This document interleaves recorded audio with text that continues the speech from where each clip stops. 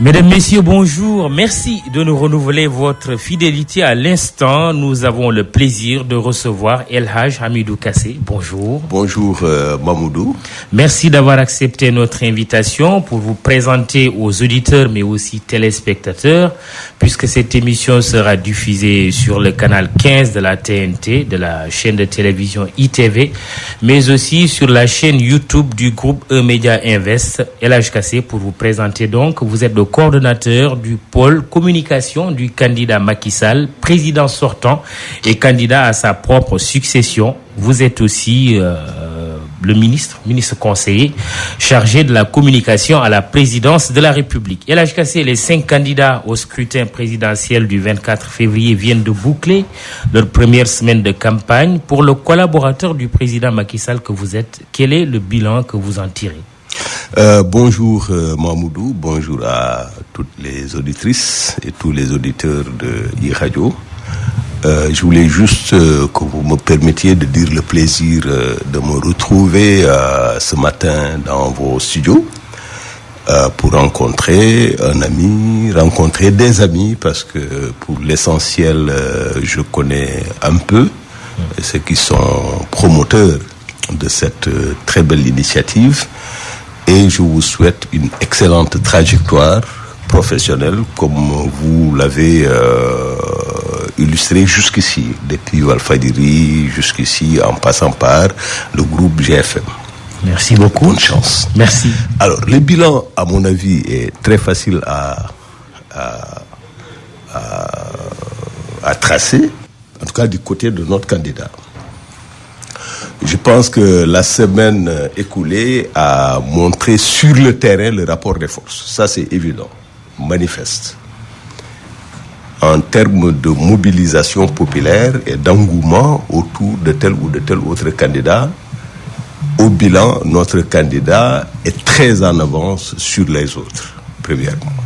Deuxièmement, nous avons tenu beaucoup de meetings, contrairement aux autres candidats qui ont plutôt conscients de leurs limites, organiser des caravanes, c'est-à-dire donc passer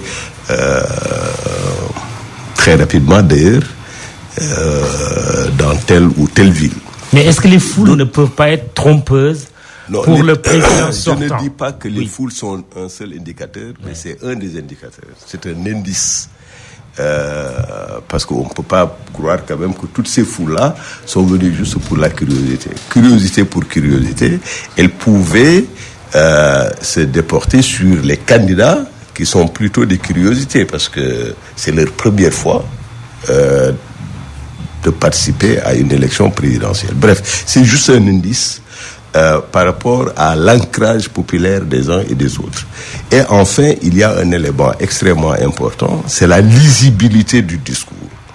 Vous savez, nous, ce que nous avons appris depuis 2009 avec le positionnement du président Macky Sall comme candidat à l'élection présidentielle de 2012, c'est qu'on ne bâtit pas une politique sur une posture dénonciatoire. C'est très, très, très insuffisant. C'est très même, c'est très limite par rapport à une ambition politique. La politique, c'est d'abord des propositions. La politique, c'est la lisibilité des positions, non pas dans la posture dénonciatoire protestataire, mais dans la construction d'un projet qui prend en charge les besoins réels des populations et retourne vers ces populations pour leur demander leur confiance. Mais donc, sur les foules, si vous permettez, avant de poursuivre, on sait quand même qu'une personnalité comme Youssou Ndour, roi du Mbalax, attire beaucoup de foules. Oui. Et il est dans la campagne de votre candidat. Est-ce que ce n'est pas un élément dont il faut tenir compte? Bon, peut-être. Vous savez, dans l'analyse sociologique des foules, on ne peut pas... on fait des hypothèses. Mais ce qui est principal, ce qui est fondamental, essentiel, c'est d'abord le candidat Macky Sall. Et ça, il l'a démontré bien avant cette campagne-là. Il est allé à l'intérieur du pays pour des visites économiques.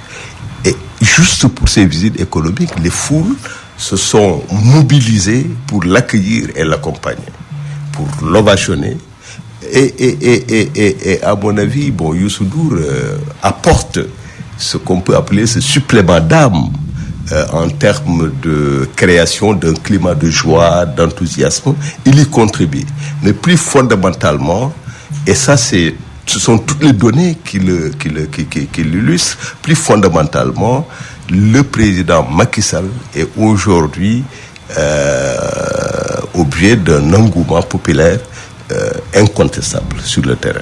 Et qui vous autorise à dire nous sommes plus que jamais confortés dans notre objectif de gagner dès le premier tour, ou est-ce que vous êtes traversé par le doute aujourd'hui? Non, on n'est pas traversé par le doute. Quand vous allez à un combat, il faut être physiquement prêt.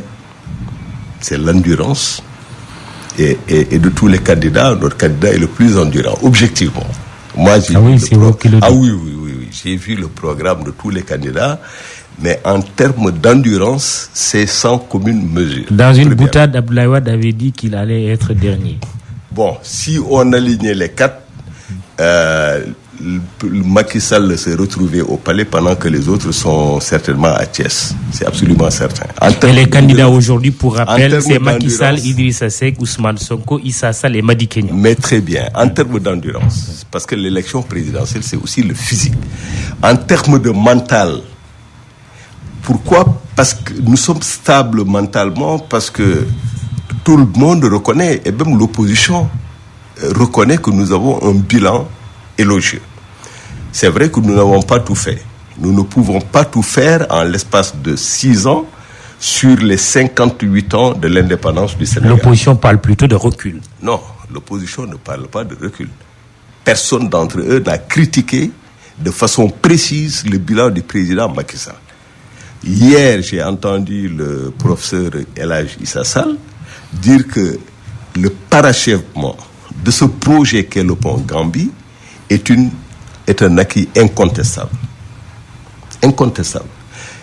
Le PUDC, d'autres candidats l'ont dit, est un acquis incontestable.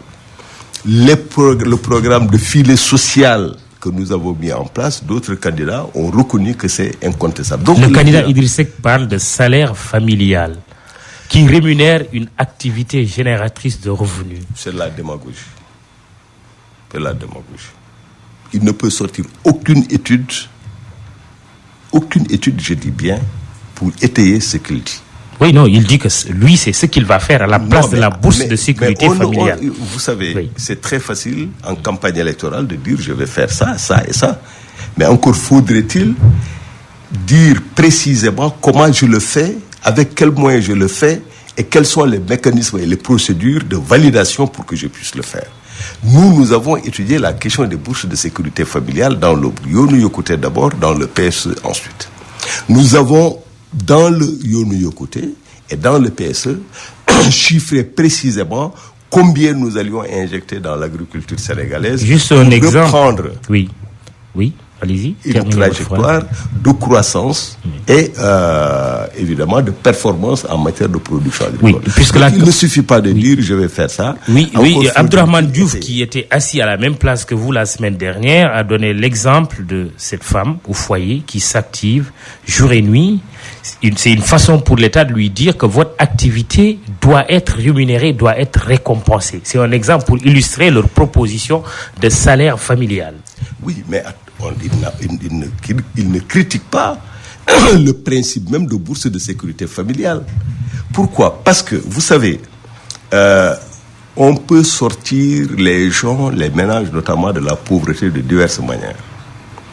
On fait des transferts directs, ce que nous sommes en train de faire, mais également des transferts indirects. Le transfert direct, c'est que nous donnons une bourse de sécurité familiale aux ménages les plus démunis, en exigeant d'eux de maintenir les enfants, en particulier les filles à l'école, de suivre le programme de vaccination, parce que nous avons remarqué qu'entre de 0 à 5 ans, le taux de mortalité était très élevé, c'est parce que c'est un âge très critique, très critique, donc il faut qu'ils suivent le programme de vaccination des enfants. Et troisièmement, il faut qu'ils soient enrôlés dans le registre d'état civil. Le reproche qui vous est fait, c'est de rendre encore plus dépendants les citoyens qui en bénéficient, dépendants de l'aide et d'accentuer la pauvreté. Je vais vous dire que simplement, toutes ces mesures sont destinées à renforcer les capacités productives du ménage, mais également à aider le ménage à sortir définitivement de la dépendance, parce que des enfants bien éduqués, des enfants sains et saufs, des enfants localisables ou géolocalisables, ou en tout cas identifiables, parce que l'état civil, ce n'est pas un simple papier, c'est pour l'identification, c'est l'instrument ou l'outil pour aller à l'école, pour s'inscrire dans telle ou telle structure reconnue de la société, etc. Donc c'est pour aider les familles à accroître leur capacité productive, mais nous faisons également des apports indirects, des transferts indirects, avec l'enrôlement de ces familles dans la couverture maladie universelle, etc., etc. Donc vous voyez, c'est pour renforcer les capacités productives des ménages que nous avons mis en place les bourses de sécurité familiale. Et ça, c'est du concret. Ça a aidé des centaines de milliers de Sénégalais d'abord à avoir accès à des revenus, mais également à accroître un tout petit peu, comme je disais, leur capacité à participer à la vie économique et sociale de leur pays. Et là, que c'est cette élection présidentielle 2019 avec 5 candidats, quand même le plus petit nombre, en tout cas, depuis très longtemps, de candidats à une élection présidentielle. Est-ce que finalement, ce n'est pas une opportunité à saisir pour faire un débat direct entre les candidats? Je sais que vous avez décliné l'offre, mais des citoyens organisés à travers Sous-nous Débat insistent pour dire qu'il faut ce débat entre les 3 candidats. D'abord, je remercie les jeunes qui ont initié, qui ont formulé cette demande. Je pense que c'est une demande tout à fait légitime. Mais sur le principe, nous ne sommes pas contre les débats. Et d'ailleurs, j'ai dit à ces jeunes-là que le débat, ce n'est pas forcément entre candidats.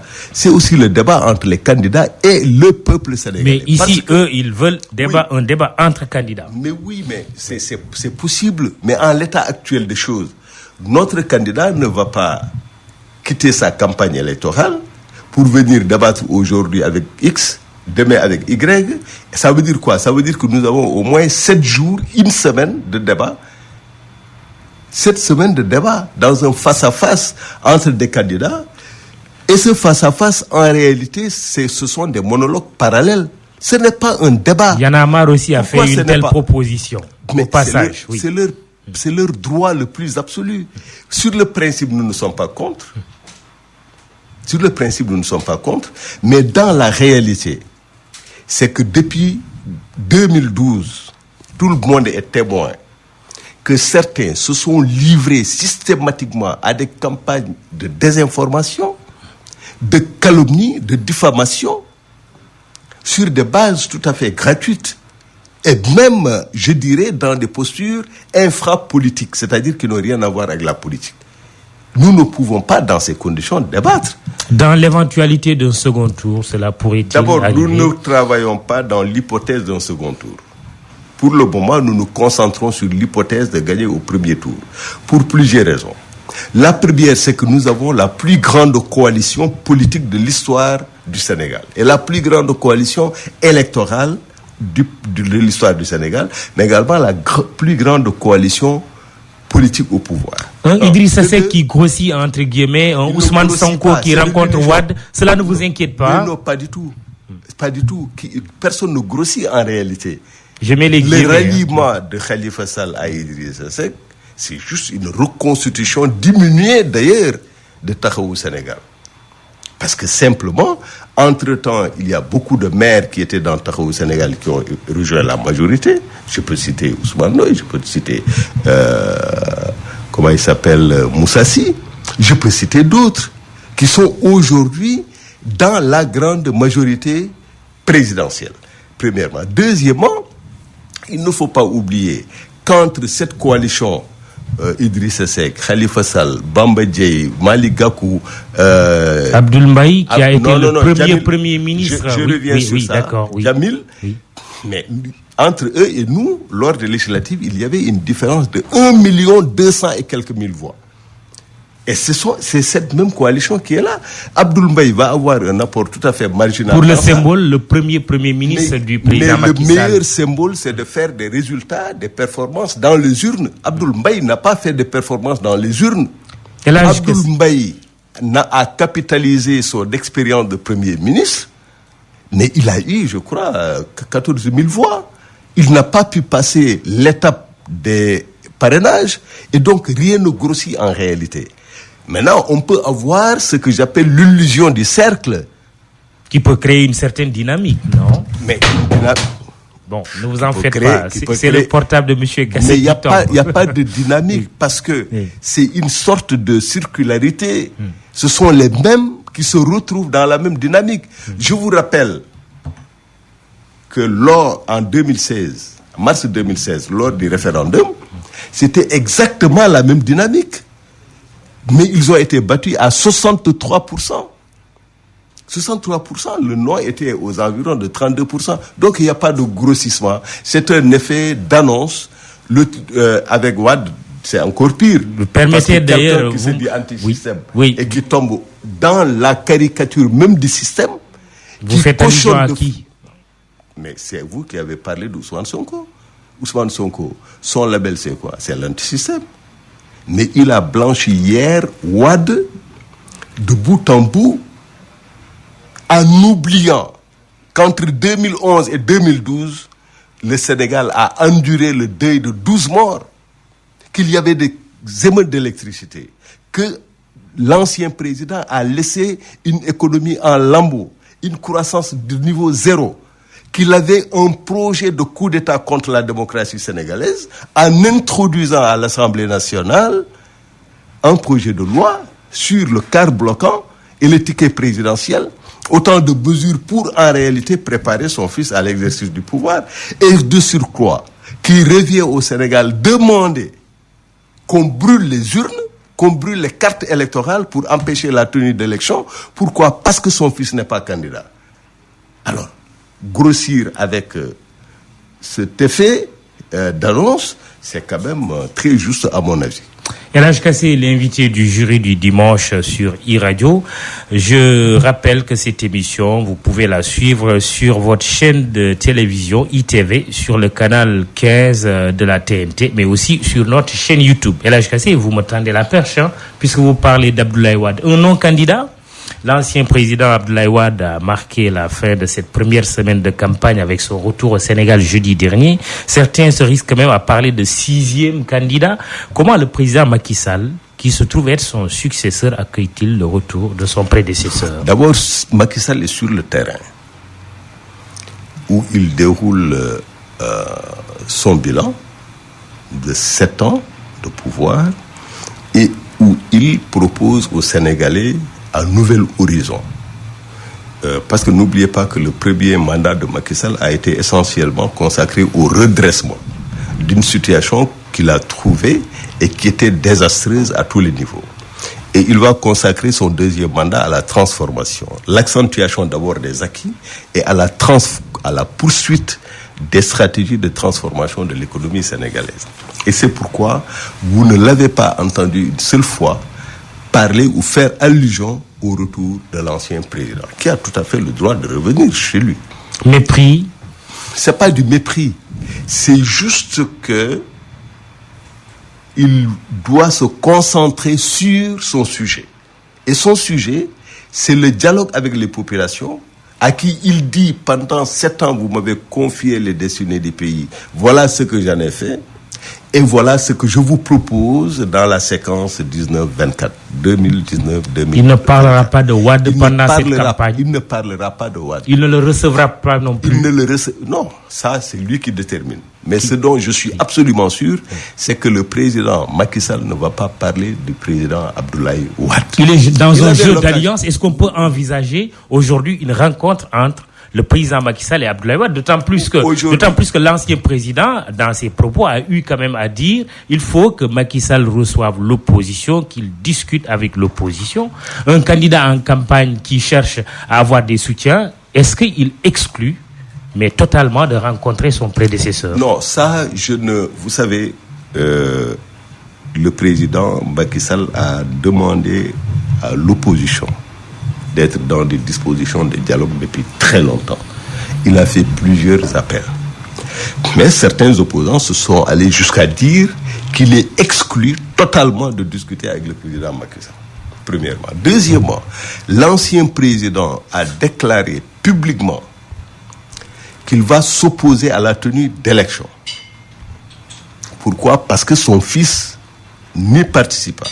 Et son fils n'y participe pas pour des raisons tout à fait légales, sur lesquelles on peut revenir si vous voulez. S'il demande à rencontrer le président Sall va accepter. Ça, c'est clair. Oui. Ah oui. Il est prêt à le rencontrer. Mais si le président Wade formule expressément la demande pour rencontrer le président Macky Sall, il n'y a pas de raison que le président Macky Sall n'accepte pas de recevoir en audience Mamoudou Ibra Kane, El Hadj Kassé, le président Abdoulaye Wade, le président Abdou Diouf ou un autre. C'est parfaitement dans l'ordre possible des choses. Et vous savez... Mais au-delà, est-ce qu'une alliance entre le président Macky Sall et son prédécesseur pourrait être dans l'ordre du possible? Si on ne discute pas d'hypothèse, vous savez bien que c'est parfaitement impossible. Pourquoi ? Parce que le président Wade ne peut pas être dans une logique insurrectionnelle et s'accorder avec le président Sall qui est dans une logique républicaine et légale. Seulement, il a dit devant le khalife général des Mourides, je ne marcherai pas sur des cadavres pour aller au palais. Certains parlent même de rétropédalage, mais c'est lui-même aussi qui dit Macky Sall sera le seul responsable de la violence s'il s'entête à tenir l'élection. Ça, je n'ai pas de commentaire. Tout le monde a entendu le président Wade appeler à l'insurrection, à brûler les urnes, à brûler les cartes d'électeurs. Brûler les cartes d'électeurs, c'est tout à fait précis et clair. Maintenant, s'il se rétracte parce qu'il est devant le vénéré khalife général des Mourides, ça n'engage que lui. Ce que nous pouvons dire, ce que j'ai pu dire avec précision et brièveté, c'est que ce défi n'est pas lancé au président Macky Sall. Ce défi du président Wade d'appeler, ce défi insurrectionnel n'est pas lancé au président Macky Sall. C'est un défi lancé à l'État du Sénégal. Or, l'État du Sénégal a l'obligation, je dis bien l'obligation, de veiller à la tenue d'élections régulières à date échue. Ça, c'est le calendrier républicain, premièrement. Deuxièmement, l'État a l'obligation de veiller à la libre expression des citoyens. Il faut qu'ils doivent avoir le droit, la liberté et les conditions optimales de sécurité pour choisir leur prochain président de la République. Et quatrièmement, l'État est obligé, c'est sa fonction régalienne, de veiller sur la sécurité des personnes et des biens. C'est la réponse que j'ai. Faisons un peu de fiction, qu'il puisse y avoir une rencontre entre votre candidat, qui est le président sortant Macky Sall, et son prédécesseur Abdoulaye Wade. Quels pourraient être les éléments de discussion? Vous savez que je suis un romancier. Oui. Donc vous me laissez... Et le romancier aime bien la fiction aussi. Oui, justement pour écrire cette fiction-là. Oui. Mais on ne peut pas travailler aujourd'hui dans le contexte où nous sommes sur cet élément de fiction pour la bonne et simple raison que l'un et l'autre sont dans une logique, dans des logiques exclusives. C'est-à-dire qu'il n'y a pas d'espace de dialogue. Tant que le président Wade tient à sa logique insurrectionnelle, il n'y aura aucun contact et aucun accord avec le président Sall. Ça, c'est précis. Et nous n'aurons pas besoin de l'apport en quoi que ce soit d'un apôtre de l'insurrection. Parce que c'est des logiques qui s'excluent. Ça n'a strictement rien à voir. Vous ne voulez pas du soutien de Wade? Nous ne voulons pas du soutien de l'insurrection. Nous voulons arriver au pouvoir par la voie des urnes de façon démocratique. Et Inch'Allah, nous sommes en train de mettre toutes les chances de notre côté pour gagner cette élection-là dès le premier tour. Concrètement, pour revenir à la réalité, puisque nous étions dans la fiction, très bien. Il dit, Macky Sall a dit que je lui ai offert 7 milliards. Je ne lui ai rien donné, je lui ai jamais donné cet argent. Vous répondez quoi? Ça ne correspond pas du tout à la vérité. Macky Sall n'a jamais dit que qui que ce soit lui a donné quoi que ce soit. Il ne l'a jamais dit. Et personne ne peut sortir une archive sonore ou écrite pour étayer ce propos-là. La VAR existe aujourd'hui. C'est de la désinformation. Vous savez, au lendemain des élections de l'élection présidentielle de 2012, les officines de l'intoxication ont créé de toutes pièces une déclaration de patrimoine de 8 milliards du président Macky Sall. C'était totalement faux. C'est des gens qui ont évalué, par exemple, 1 mètre carré aux Almadies à 2 millions ou à 4 millions, je ne sais plus. Mais des chiffres complètement farfelus, ils s'en sont tenus. Oui, Macky Sall a fait une déclaration de patrimoine de 8 milliards. C'était totalement faux. Là également, Macky Sall n'a jamais dit, nulle part, que Wade lui a donné quoi que ce soit, à fortiori 7 milliards.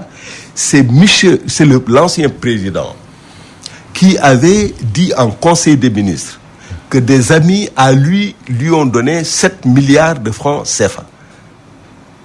7 milliards de francs CFA. Les fameux 7 milliards de Taïwan. Oui. Alors, il a dit au ministre de présenter des projets. Il a donné un chéquier, mais les gens qui ont présenté un projet, il a demandé au président Sall de leur donner le chèque pour leur ministère. C'est exactement ça ce qui s'est passé. Et pour l'histoire, il n'a jamais. Et pour l'histoire devant le grand jury, c'est toujours important de rappeler. Soedibo Leitika, paix à son âme, Aïda Mbodj aussi, qui a été ministre à cette époque-là, ont déclaré avoir reçu pour le compte de leur département ministériel leur part. Mais donc, dire que le président Macky Sall a reçu du président Wade de l'argent, c'est vraiment, il n'y a même pas une nuance, il y a une contradiction. C'est totalement faux. Macky Sall n'a jamais dit, et personne ne peut l'étayer, ou personne ne peut étayer le contraire, que le président Wade lui a donné quoi que ce soit. Pour une question de bonne gouvernance, il y a eu une déclaration de patrimoine à l'entrée de la fonction. Est-ce qu'il ne devrait pas y avoir une déclaration de patrimoine à la sortie, au moment où il remet son mandat en jeu? Oui, je suis d'accord. Ça va se faire? Si la loi le permet, je pense qu'une fois réélu, le président va encore faire sa déclaration de patrimoine. Et ça vaut déclaration de sortie, de patrimoine de sortie. Et là, jouant apparemment sur les chiffres, Abdoulaye Wade dit « Moi, j'ai quitté le palais en 2012 avec 700 000 francs CFA en poche. » Moi, je ne peux pas le vérifier. Vous le croyez quand il le dit? Je n'ai pas à croire ou à ne pas croire parce que je n'ai aucun élément pour l'étayer. Moi, je peux dire que j'ai, je ne sais pas combien dans mon compte ou même ainsi de suite. Mais moi, je ne peux pas vérifier ça. La caisse des dépôts et des consignations est-elle déficitaire aujourd'hui, comme le soutient l'ancien président de la République? Je ne fais pas le suivi de toutes les institutions financières du pays. Donc je ne peux pas vous dire. Mais c'est quand même une déclaration qui est sérieuse quand on vous dit que vous avez rendu la CDC déficitaire. J'ai cherché à avoir plus d'informations sur ça, mais objectivement, je n'en ai pas eu. Donc je ne peux pas me prononcer sur la situation financière d'une institution financière de ce pays-là, parce que d'abord, ce n'est pas mon métier. Ensuite, mon métier, ce n'est pas de faire le suivi de la situation financière des institutions financières de notre pays. Question Facebook avec Sandra Ndiaye. Mamadou Salou Ndiaye qui vous pose la question suivante. Quelle sera la réaction du pouvoir au cas où le président Wade mettrait à exécution ces menaces? Est-ce que le pouvoir irait jusqu'à l'emprisonner?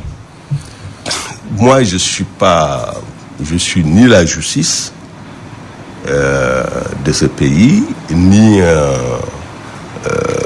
le dépositaire du monopole de la violence contre un citoyen qui dérive, qui ne respecte pas la loi. Ce que je peux dire, et je le répète de façon claire, c'est l'État est obligé de veiller au respect du calendrier électoral, c'est-à-dire l'organisation de cette élection à date échue, le 24 février. 2, l'État est obligé de veiller sur la libre expression des citoyens. Donc, leur choix pour tel ou tel candidat doit être libre, encadré, sécurisé. Et 3, l'État est obligé de veiller à la sécurité des biens et des personnes. Maintenant, la logique de la justice, de la sécurité de tout le monde ne peut pas être subordonnée au profil d'un des citoyens, qu'il soit ancien président, fils de président, neveu de président, et ainsi de suite. Ça aussi, ça doit être clair. La logique de la justice, c'est-à-dire celle qui est là pour tous, ne peut pas être subordonnée au profil de quelqu'un. Parce qu'il est ancien chef d'État ou il est fils de chef d'État, etc. Parce que si on accepte cela, c'est une catastrophe pour la démocratie, pour l'état de droit et pour le principe d'équité en République. Des questions vocales cette fois-ci avec Aliou Diassé. Quelques auditeurs vous interpellent. LH Kassé. Très bien. Ma question est la suivante. Vu que il y a le retour de M. Wade au Sénégal, donc Wade il est revenu avec une force, mais également avec des décisions un peu radicales. Donc, quelle est la position du gouvernement vis-à-vis de ces décisions du président Wade? Parce que Wade, dans une certaine mesure, il a dit que il n'y a pas d'élection, pas de vote, ceci et cela, il faut brûler ceci et cela. Donc, quelles sont les mesures idoines que l'État a pris ou bien que le gouvernement doit prendre dans la mesure du plus rapide possible pour prendre en charge l'ensemble de ces problèmes et empêcher n'importe quelle manifestation pouvant engendrer ou bien pouvant empêcher la tenue des élections? Monsieur Elhadji Amadou Kassé, bonjour. J'ai 2 questions pour vous. La première est la suivante. J'ai entendu monsieur le Premier ministre Boun Abdallah Dionne dire que la différence entre son candidat et ses adversaires est que son candidat, Macky Sall, parle de son bilan au peuple, mais ses adversaires parlent de lui au peuple. Partagez-vous son opinion? Si oui, pourquoi? La dernière question est la suivante. J'ai observé une série de contestations émanant de l'opposition depuis le parrainage en passant par le fichier électoral jusqu'à la publication de la liste définitive des candidats. Alors aujourd'hui, quelles sont les garanties, étant donné que vous êtes du pouvoir, que vous pouvez donner clairement au peuple sénégalais pour qu'on ait une élection libre, transparente et démocratique?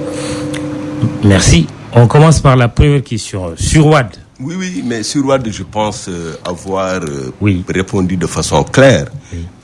Sans me répéter, je dois juste rassurer nos amis que les élections vont se tenir, Inch'Allah, dans le calme, la quiétude. Et rappeler que certainement dans l'histoire du Sénégal indépendant, par exemple, si on prend comme repère 1963, de 63 à aujourd'hui, des élections n'ont jamais été aussi précédées d'une période moins crispée, moins violente. C'est ça la vérité.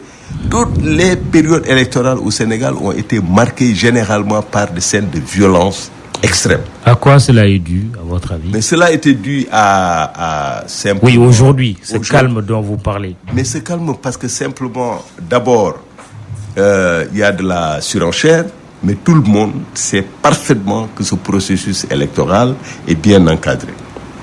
On peut y revenir si vous voulez. Oui. Et ce qui me permet d'aller sur l'autre question, je pense que le Sénégal a dépassé l'ère des élections truquées. Il faut le dire de façon précise. Là également, personne ne peut prouver qu'il y a 1, 2, 3, ainsi de suite fichiers. C'est de l'intox. Ceux qui le disent savent que c'est de l'intoxication. Parce qu'ils ne peuvent pas le prouver. Vous savez, aujourd'hui nous sommes à l'ère de la transparence. Y compris dans l'administration, vous avez des opposants. Vous avez des gens qui sont absolument neutres. Si ça s'avérait, ça ne pouvait pas passer inaperçu. Donc il ne faudrait pas, à mon avis, être dans l'élément de l'intoxication et de la désinformation pour combattre un adversaire, premièrement. Deuxièmement, le processus électoral sénégalais. C'est vrai que l'opposition a critiqué le parrainage, mais finalement, ils ont participé. Et le Conseil constitutionnel a dit librement, voilà les candidats qui sont retenus. Je vous rappelle une chose, la position du président Macky Sall en 2011-2012, lorsque on se battait contre la candidature inconstitutionnelle du président Wade. Il est le seul à dire, si le Conseil constitutionnel valide sa candidature, moi je serai d'accord et je vais participer aux élections pour le battre dans les urnes. C'était le seul à avoir assumé cette position républicaine. Alors, Quand vous allez aux élections maintenant, dans les bureaux de vote, vous avez la Sénat, vous avez les représentants de tous les candidats, vous avez les observateurs, vous avez enfin les médias qui sont là, qui affichent directement les résultats. Mais comment on peut frauder dans ces cas-là? On ne peut pas. Sur la distribution des cartes, aujourd'hui, selon les informations recueillies auprès du ministère de l'Intérieur, mais nous sommes à plus de 97% de distribution des cartes. Et donc, toutes les conditions sont réunies pour aller à une élection apaisée, régulière, libre et transparente. Il y a une autre question sur les déclarations du Premier ministre qui dit, le Premier ministre dit que le président Macky Sall parle au peuple et ses opposants parlent de lui au peuple. Bon, il vous tend la perche. Oui, allez-y quand même. Non, oui. Le Premier ministre a parfaitement raison. Le président parle au peuple. Ses opposants, au lieu de parler au peuple, passent tout leur temps à l'attaquer. C'est de bonne guerre. Bon, maintenant, c'est l'opposition ne parle plus seulement de Macky Sall, il parle aussi au président Wade. Il y a des auditeurs qui n'ont pas... certains opposants quand même. Oui. Il y a des candidats qui ont eu le sens de la mesure, qui n'ont pas cautionné les propos de l'ancien président. Et pour moi, c'est une posture républicaine qu'il faut saluer. Yacouba Junior Diallo, comme pour prendre le contre-pied, pourquoi cette répétition d'erreurs de communication de la part de votre patron? C'est parce que vous ne faites pas bien votre travail ou il ne prend pas au sérieux vos suggestions? Pourquoi vous ne donnez pas la vraie information aux Sénégalais?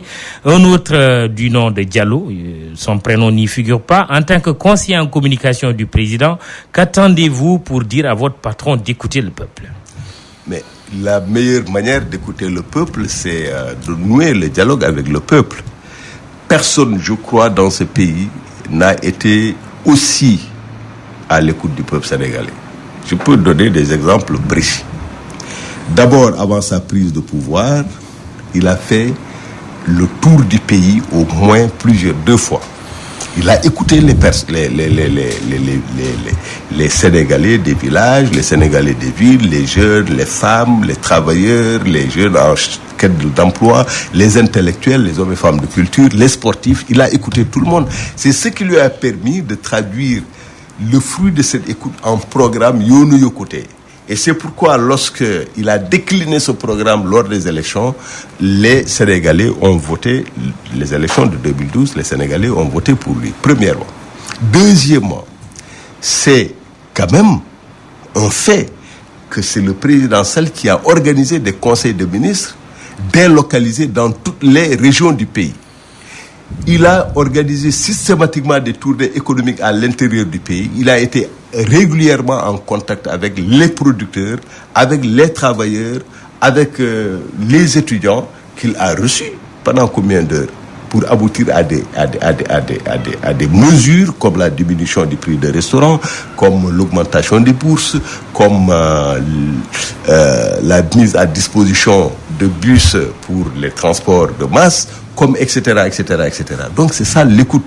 L'écoute, c'est être capable d'entendre les cris de détresse de son peuple et de formuler des propositions de solutions. C'est ça l'écoute. Maintenant, vous savez, au Sénégal, on aime parler de communication. Parce que finalement, tout le monde est communicant, comme tout le monde est entraîneur de football, comme tout le monde est géologue, tout le monde est... Vous posez une question aujourd'hui à Warsa Khalad sur le nucléaire, vous verrez des gens qui sont très audacieux prendre le micro et parler du nucléaire alors qu'ils n'en savent strictement rien. Alors, dire que le président Macky Sall fait des erreurs de communication, je veux bien qu'on me dise de façon précise quelles sont les erreurs de communication. D'où ma question, quand dans un entretien assez célèbre, il dit qu'il n'excluait pas d'amnistier Karim Wade, voire Khalifa Sall s'il était réélu, est-ce qu'on est dans un cas d'erreur de communication ou plutôt d'une volonté affichée ferme de le faire? Mais justement, c'est-à-dire que c'est pourquoi je dis, quand on parle, il faut qu'on sache de quoi on parle précisément. Il y a la déclaration politique, il y a la communication, c'est-à-dire la manière de formuler cette déclaration politique. C'est deux choses totalement différentes. Alors, j'étais là quand le président faisait cette interview. Jeune Afrique avait fait état de sources selon lesquelles le président pourrait amnistier M. Karim Wade, M. Khalifa Sall et d'autres Sénégalais qui sont en prison. Alors, il a dit aux journalistes d'une télévision France 24, puisque vous avez cité Jeune Afrique, on va citer France 24. France 24, oui, pourquoi pas. Et il a dit, en général, après les élections, il peut y avoir une volonté de décrisper, de remettre les pendules à l'heure, après avoir remis les pendules à l'heure, de remettre les compteurs à zéro.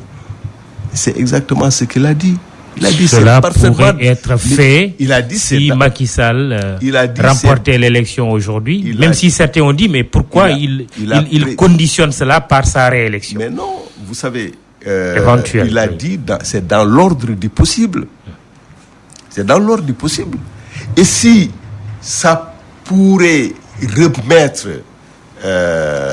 un tout petit peu de l'ordre, c'est-à-dire de la normalité dans les relations entre l'opposition et le pouvoir, moi je ne vois aucun inconvénient. Et le président Sall a précisément dit c'est dans l'ordre du possible. Et cela s'est passé dans plusieurs pays. Certains de ses adversaires promettent la même chose. Par exemple, quelqu'un comme Idrissa Seck a dit qu'il irait chercher Khalifa Sall. Lui, c'est très grave ce qu'il a dit. Parce qu'il a dit, ça quand même c'est extraordinaire. Idrissa Seck, c'est un homme expérimenté. Je ne sais pas comment il a pu faire cette déclaration. Il a dit, moi-même, je vais aller le prendre. J'irai le chercher. Un président était allé chercher son ami en prison. Il a dit, ouvrez, il l'a pris et puis il a... Mais c'est quand même, il y a un problème. Ça peut être une boutade, on peut chercher des alliés. Plus simplement, ça peut être une grâce. Non, on peut chercher des alliés. C'est bien.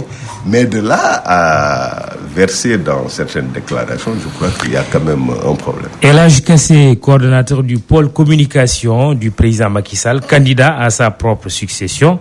Président sortant donc, nous sommes à une semaine, en tout cas la première semaine de campagne électorale. Vous avez beaucoup parlé de bilan de votre candidat. Mais est-ce que les Sénégalais n'attendent pas de vous que vous leur fassiez encore rêver? Est-ce que votre candidat fait encore rêver? Mais le candidat fait encore rêver. Comment? Vous savez, les jeunes qui ont aujourd'hui 18 ans, ils écoutent les discours. Ils savent qu'en 2024, ils auront 22 ans, 23 ans. Ils savent qui des candidats a une bonne politique par rapport à la gestion de nos ressources pétrolières et gazières qui vont créer une nouvelle économie, donc de nouvelles opportunités pour les jeunes Sénégalais. L'Institut sénégalais du pétrole et du gaz a ouvert ses portes récemment. Il va accueillir des jeunes Sénégalais dans les métiers de l'ingénierie, dans les métiers de l'ingénieur. Okay? Ces jeunes savent également que l'émergence d'une nouvelle ville à Diamniadio offre des opportunités supplémentaires, formation, emploi, mais également dans les nouveaux métiers du sport et de la culture.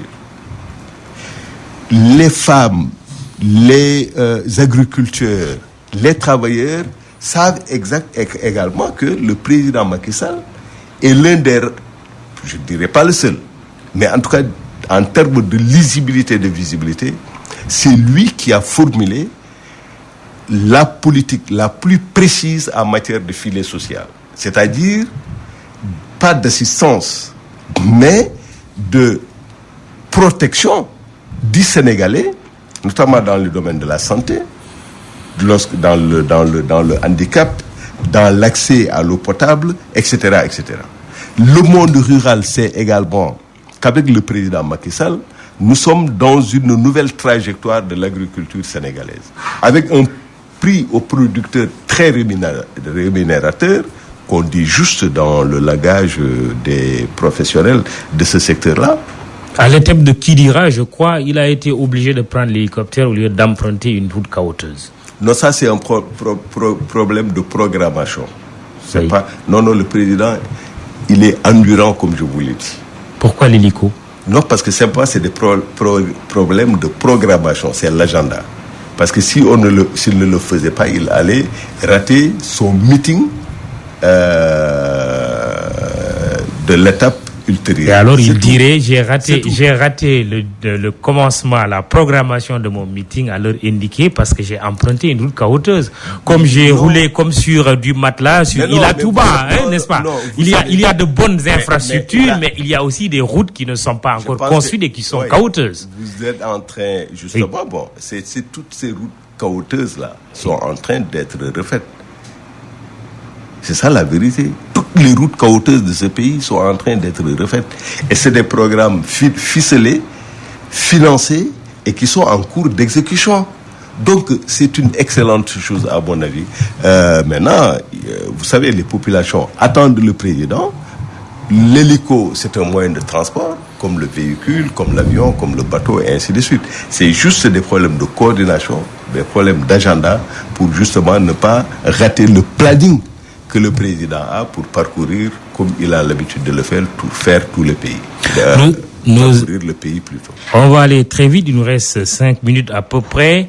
C'est sur la question de la transhumance. Votre régime, le président Macky Sall, est accusé de faire l'apologie de la transhumance.